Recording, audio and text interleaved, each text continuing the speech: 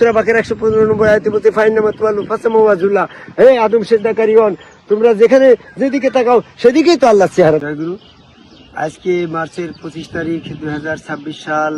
এই মুহূর্তে আমরা আছি ব্রাহ্মণবাড়িয়া জেলার কুসবা থানা, যেটা আখাউড়া থানা, তন্তর বাজার, যেটা আমাদের সালাউদ্দিন বেদন ইটালি থেকে এখন আমাদের সাথে আছে, কাউসার চিস্তি আছে, আলম সাহেব আছে, তারপরে আমাদের হানিফ সাহেব আছে আমাদের সাথে, সিলেটের লিটন আছে, তারপরে আমার সানমিয়া চাচা আছে, তুহিন আছে নরসিংদীর।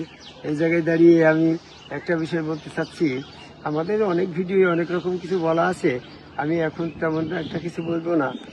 আমরা একটু জানি, আমরা যখন প্রাইমারি স্কুলের ছাত্র ছিলাম বা হাই স্কুলের ছাত্র, তখন আমরা একটা বিষয় খেয়াল করেছি যে সেই বর্তমান কাওয়া ঘরে তৎকালীন সময়ে নাকি 360টা মূর্তি ছিল।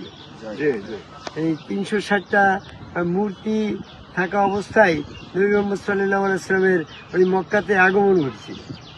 তখন নবী মুহাম্মদ সাল্লাল্লাহু আলাইহি ওয়াসাল্লাম এসে ওই মূর্তিগুলোকে অপসারণ করে সেখানে আমাদের নবী মুহাম্মদ সাল্লাল্লাহু আলাইহি ওয়াসাল্লামের ধর্ম বা আল্লাহ প্রদত্ত যে ইসলাম ধর্ম সেটা চালু করা হয়েছে, তাই তো আমরা জানি না। তো সেই মূর্তি পূজার ইতিহাস কি ছিল? আমি সেই মূর্তি পূজার ইতিহাস সম্পর্কে রাসায়নিকভাবে গবেষণালব্ধ জ্ঞান দিয়ে গবেষণার মাধ্যমে একটা জিনিস বুঝতে পারছি যে নূহ আলাইহিস সালামের পরে, যখন প্লাবনের পরে ইব্রাহিম আলাইহিস সালাম আসলো, তখন দেখলো যে মানব মূর্তি পূজা করছে। এরকম ভাবে মুসা আলাইহিস সালাম এসে দেখলো যে মানব মূর্তি পূজা করছে। নবী মুহাম্মদ সাল্লাল্লাহু আলাইহি ওয়াসাল্লাম এসে দেখলো মানুষ কাবা ঘরে 360টি সেই মূর্তিটাও মানব মূর্তি। মানব মূর্তি পূজা করছে, এতেই প্রমাণ হয় মূলে ছিল মানব পূজা। কি মূলে ছিল মানব পূজা। এই মানব পূজার কারণে পরবর্তীতে মানুষ সেই মানবের মূর্তি মাটি দিয়ে তৈরি করে সেখানে পূজা শুরু করে দিল। ইবলিস সেখানে মানব পূজার থেকে মানুষকে বিরত রাখার জন্য মূর্তি পূজাকে প্রভাবিত করে সেই জায়গায় মানে প্রকৃত ধর্ম মানব পূজা, সেই মানব পূজার ধর্মকে ব্যর্থ করার জন্য মানব মূর্তি পূজা করার প্রক্রিয়া দিয়ে এটা প্রমাণ হয় যে মূলে ছিল মানব পূজা। যেমনটা আদি ধর্ম আদম সেজদা, আদমের 1000 বছরে মানুষ তার ভক্তরা আদমকে সেজদা করতো, আর আদমকে যারা সেজদা না করতো তারা কাফের হয়ে যেত। যখন আদম 1000 বছর পরে ফাত হয়ে গেল, আদমের ভক্তরা তখন আদমের মাটির মূর্তি তৈরি করে সেখানে তারা ওই তার গুরুরূপ প্রভুরূপ বিশ্বাস করে সেখানে সেজদা ভক্তি করতে করতে করতে করতে যখন তারাও ফাত হয়ে গেল, তখন পরবর্তী প্রজন্ম আদম সেজদার ভিতরে না থেকে মানব সেই মাটির মূর্তি পূজা করে বিধর্মী মানে সেরেক করে ফেলল।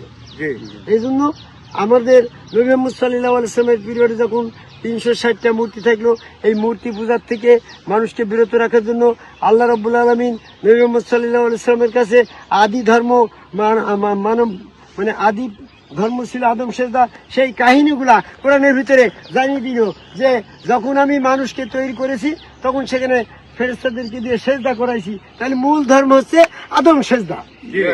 মূর্তি পূজা পরিত্যাগ করে আদম সেজদায় ধাবিত করার জন্য এই কোরআনের ভিতরে বারবার আদম সেজদার ইতিহাসগুলা তুলে ধরেছে, যেন তৎকালীন সময়ের মানুষ মূর্তি পূজার থেকে বেরিয়ে এসে মানব পূজা মুহাম্মদ সাল্লাল্লাহু আলাইহি ওয়াসাল্লামকে সেজদার মাধ্যমে ইসলাম ধর্মটা চালু হয়। তাহলে মূর্তি পূজাটা হচ্ছে মানব পূজাকে সাক্ষী স্বরূপ মূর্তি পূজা করছে। মানব পূজাই ছিল মূল পূজা। মানব পূজা থেকে মানুষকে বিপদগামী করার জন্য মানব মূর্তি পূজা করা হয়েছে।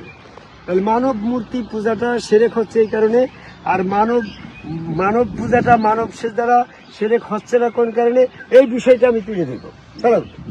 যখন আদমের দেহ মাটি দিয়ে তৈরি করা হইলো তখন ওটা কি মানব মূর্তি হয়ে গেল না? ওই মূর্তিকে সেজদা করা তখন সেরেক হবে। কিন্তু যখনই ওই মূর্তির সামনে, মূর্তির ভিতরে, মানব মূর্তির ভিতরে, আদমের দেহের ভিতরে মাটি দিয়ে তৈরি করার পরে যখন সেখানে আল্লাহ পাকের রূহ ফুৎকার করলো, তখনই সেখানে সেজদা করলি, ওই সেজদা আর সেরেক গণ্য হচ্ছে না, কারণ সেখানে তো মূর্তি আর থাকছে না, সেখানে তো আদমের রুহু, আল্লাহ রুহু বর্তমানে থাকার কারণে সেটা আর সেরেক হচ্ছে না, সেখানে তো সঙ্গে আল্লাহ। যখনই মানব মূর্তি তৈরি করে সেখানে আল্লাহ পাকের রুহু সঞ্চার হইলো, তখন সেজদা করলি, ওই সেজদা আল্লাহর দিকে ধাবিত হচ্ছে, বিদায় সেটা সেরেক হচ্ছে। আর যখন রুহ বেরিয়ে যাচ্ছে, ওইটা কাঠামো হয়ে যাচ্ছে, ওইটা তখন মূর্তিতে গণ্য হয়ে যাচ্ছে, তখন সেজদা সেখানে সেজদা করলি, সেটা মূর্তি পূজায় গণ্য হচ্ছে। তাহলে মানব পূজার সাথে মূর্তি পূজার পার্থক্য হচ্ছে, মানবের ভিতরে আল্লাহ আছে, মূর্তির ভিতরে আল্লাহ নেই, এই জন্য মূর্তি পূজা সেরেক। আর যারা আমরা আদম কবাই সেজদাকারী একজন সম্মুখ গুরু রসুলের কাছে বায়াত গ্রহণ করে সেখানে সেজদা করছি, ওটা হচ্ছে আদম সেজদার মাধ্যমে আল্লাহকে সেজদা করে। আদম হচ্ছে কাবা, সেজদা পাচ্ছে আল্লাহ। আর মূর্তির ভিতরে সেজদা করলি, সেখানে তো আর আল্লাহর রুহু নেই, এই জন্য সেখানে সেজদাটা, মূর্তি পূজাটা সেরেক হয়ে যাচ্ছে। তার আমরা সেরেকের পথ পরিত্যাগ করে, সেরেকের ভয়টি মূর্তি পূজা, সেরেকের ভয়তে আমরা আদম সেজদা করছি না। মূলত আদম সেজদা না করলে অন্য কোনো জায়গায় সেজদা করাটা সেরেক হয়ে যাচ্ছে, কারণ অন্য জায়গায় সেজদা করতে গেলে তো সেই জড় বস্তু পরে সেজদা করছে, সেখানে তো আল্লাহর রুহু নাই। যেমন মূর্তির ভিতরে আল্লাহর রুহু না থাকার কারণে সেখানে সেজদা দিলি, সেটা মূর্তি পূজায় গণ্য হয়ে যাচ্ছে। এরকম তুমি ঈদগার মাঠে যেয়ে ঈদগার মূর্তি বানিয়ে নিয়ে সেখানে সেজদা করলি, সেখানেও তো রুহু নাই, সেটাও তো মূর্তি পূজা সামিল হয়ে যাচ্ছে। তুমি মসজিদে যে মেম্বারকে সামনে করে নিয়ে যখন সেজদা করছো, ওখানে তো আল্লাহর রুহু নাই, ওটাও মূর্তি পূজায় গণ্য হয়ে যাচ্ছে। কাবাঘরকে সামনে করে সেখানে কাবাঘরের তৈরি পাথর, এই সেখানে তো রুহু নাই, সেখানে সেজদা করলি, ওই জড় বস্তুকে সেজদা করা হয়ে যাচ্ছে।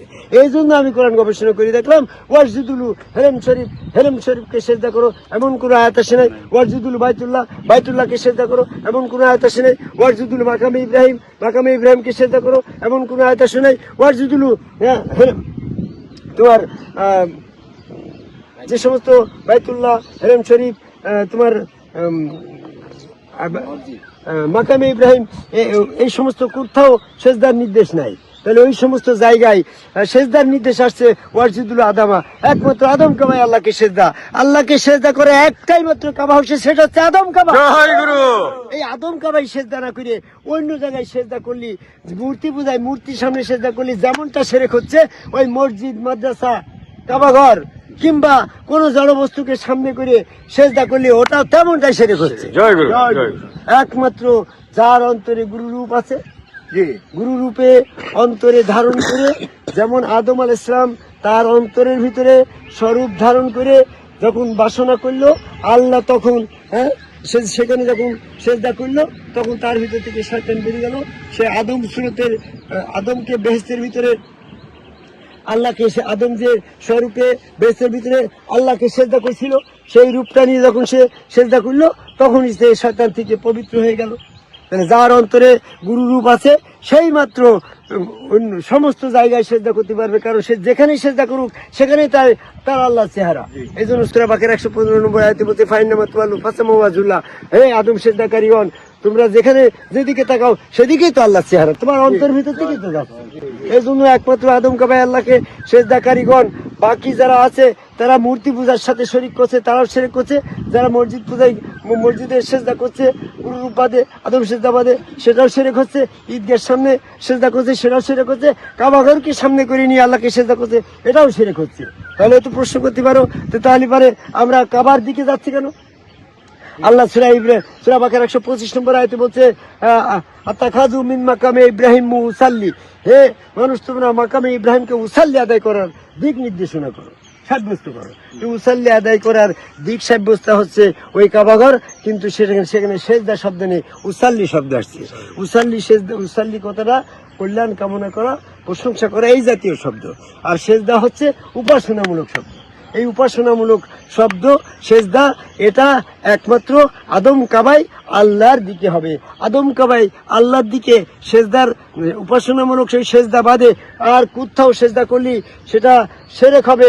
যেমনটি ভাবে মূর্তির ভিতরে আল্লাহর রুহু নাই, সেখানে সেজদা করলি যেমন সেরেক হচ্ছে, কাবাঘরের ভিতরে আল্লাহর রুহু নাই, সেখানে সেজদা করলি মূর্তি পূজার সামিল হচ্ছে। মসজিদের সামনে সেজদা করলি সেটাও আল্লাহর রুহু নাই, সেটাও সেরেক হচ্ছে। ঈদগার সামনে ঈদগার মতন একটা গম্বুজ তৈরি করে সেখানে সেজদা করা, সেটাও মূর্তি পূজার সামিল হচ্ছে। তাই আমি পৃথিবীর সকল মানুষকে সেরেক থেকে মুক্তির জন্য একমাত্র যেখানে আল্লাহর রুহু আছে, আর যেটা রসুলের হাত আল্লাহর হাত, রসুলের পাল্লার পর রসুলের ভিতরে আল্লাহ স্বয়ং সক্রিয়, রসুল স্রোতে আদম কাবাই সেজদা করে একজন সমগ্র রসুলের ভিতরে শয়তান নাই, সেখানে শুধু আল্লাহর রুহু আছে, এই সেখানে সেজদা করে আহ্বান করে আমার কথা শেষ করে জয় গুরু।